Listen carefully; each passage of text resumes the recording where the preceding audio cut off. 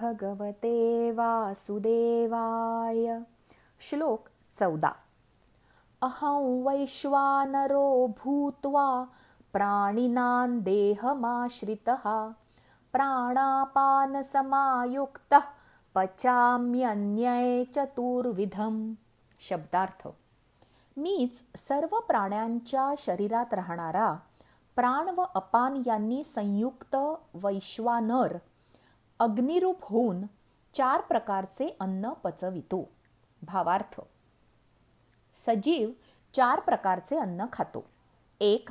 भक्ष्यान्न म्हणजे दातांनी चावून खावे लागणारे कडक अन्न, जसे की शेंगदाणा लाडू इत्यादी. 2. भोज्यान्न म्हणजे कालवून खावे लागणारे अन्न, उदाहरणार्थ पोळी, भात इत्यादी. 3. चोषान्य म्हणजे चावून खावे लागणारे अन्न, जसे की ऊस, आंबा इत्यादी. 4. लेह्यान्न म्हणजे चाटून खावे लागणारे अन्न, उदाहरणार्थ चटणी, रायते, मुरांबा इत्यादी. 6. रसांनी म्हणजे चवींनी युक्त आहार हा सर्वश्रेष्ठ मानला जातो. या 6 चवी म्हणजे गोड किंवा मधुर, आंबट म्हणजे आम्ल, खारट म्हणजे लवण, कडू म्हणजे कटू, तिखट म्हणजे तिक्त आणि तुरट म्हणजे कषाय. या चवींना रस असे संबोधले जाते.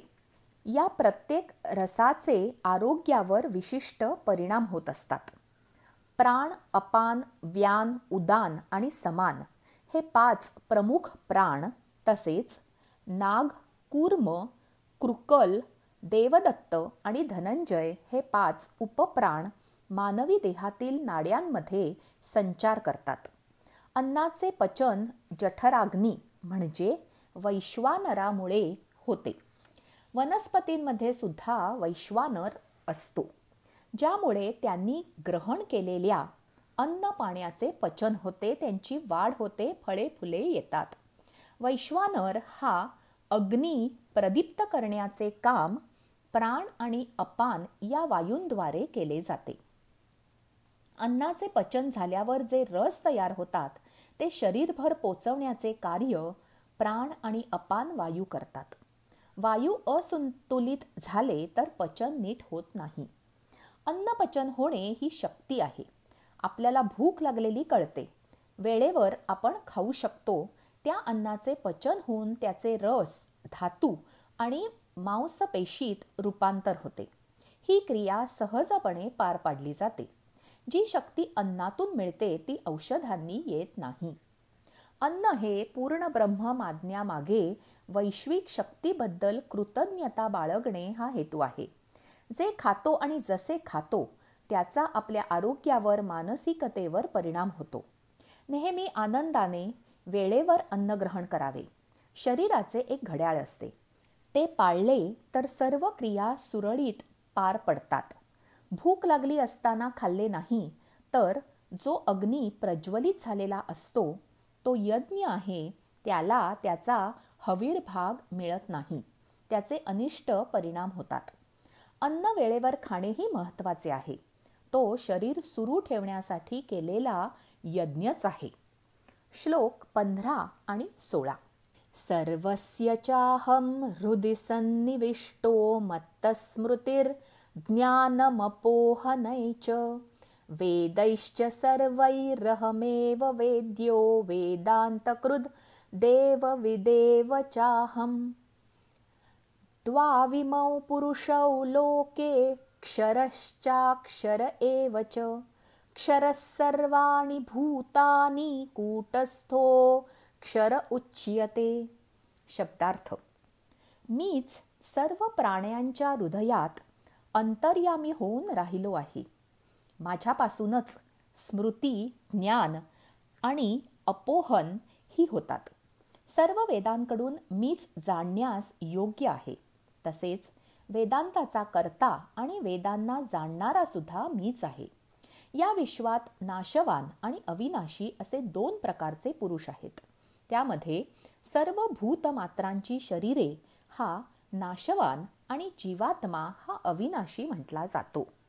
भावार्थ: शंकेचे निराकरण किंवा तर्कवितर्क करणे म्हणजे अपोहन. पोषणाचे कार्य भगवंताच्या प्रेरणेने चालते. बुद्धी ही सजीवांची आवश्यक आणि महत्त्वाची शक्ती आहे. मेंदूचे कार्य गुंतागुंतीचे आहे. आकलन, स्मरण सतत सुरू असते. काही गोष्टी पूर्वानुभवानुसार ठरवल्या जातात. हे आपोआप होते. ढग आले की पाऊस पडेल, वारा आला की वादळ येईल असे अंदाज माणूस करतो. झाडांच्या फुलण्यावरून ऋतूंचे अंदाज ठरवतो. प्राण्यात ही जाणीव जास्त तीव्र असते. त्यांना पूर्वसूचना मिळते. प्राण्यांच्या हालचालीवरून, पक्ष्यांच्या घर बांधण्यावरून निसर्गाचे अचूक अंदाज बांधता येतात. 2020 या वर्षी जगाचे दळणवळण काही काळ बंद पडले. आंब्याला जास्त मोहर आला नाही, फळ जास्त धरले नाही. निसर्गात अशी यंत्रणा आहे जी अनुमान बांधत असते. तिला सगळं माहीत असते. तिचे आखाडे बरोबर असतात. गीतेच्या पहिल्या 9 अध्यायात ज्ञान आणि कर्म याविषयी सांगितले, तर पुढील अध्यायात शरीर, त्याचे गुण, शरीरात असलेला आत्मा, परमात्म्याशी असलेला संबंध याची माहिती आहे. शरीर अतिशय अचूकतेने बनलेले आहे. त्यात प्रत्येक गोष्टीचा तर्कशुद्ध विचार आहे. एका वेळी अनेक गोष्टी सुरू असतात. मानवी शरीर ही प्रगत कार्यप्रणाली आहे. आत्मा शरीरातून जाताना मन, बुद्धी, अहंकार संचित बरोबर नेतो आणि अनेक जन्म सोबत बाळगतो. शरीरात आत्मा कसा येतो आणि कुठून जातो हे कोणालाही कळत नाही. येताना आणि जाताना दिसत नाही. हे न उलगडणारे रहस्य आहे. आपण फक्त नतमस्तक होऊ शकतो. संधी दिली, चांगली बुद्धी दिली, योग्य मार्ग दाखवला, त्याबद्दल देवाचे आभार मानू शकतो. आजचे निरूपण इतकेच.